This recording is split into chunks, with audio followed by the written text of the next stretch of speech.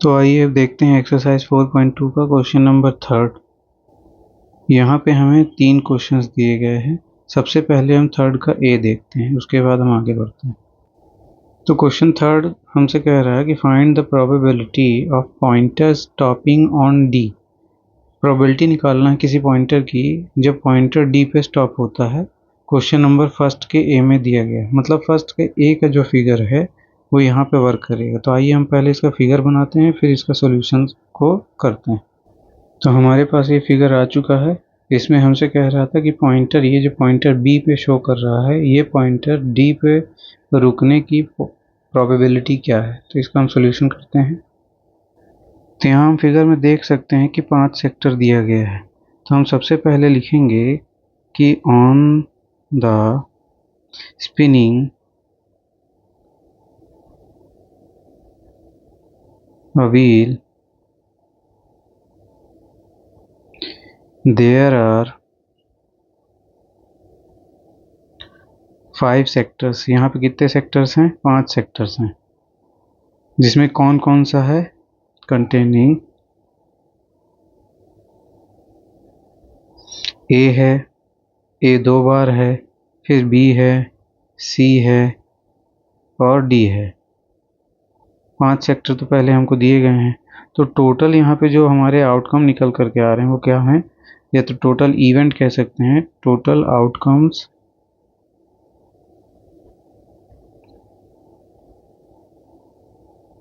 of happening the events कितने हैं? कुल 5 हैं। और डी पे आने की प्रोबेबिलिटी यहाँ पे एक ही होगी, क्योंकि पॉइंटर एक ही बार डी में रुकेगा। तो हम लिखेंगे therefore there is only one sector D in the spinning wheel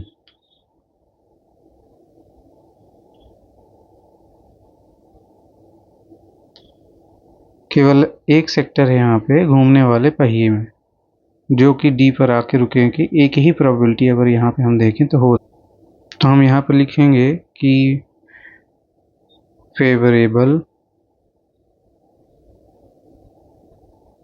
outcomes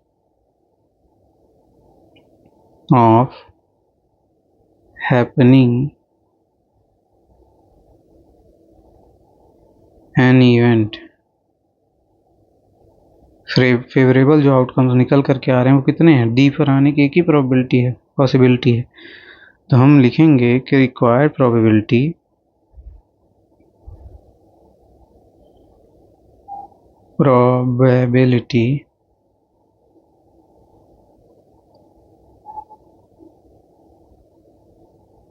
वही नंबर ऑफ आउटकम्स,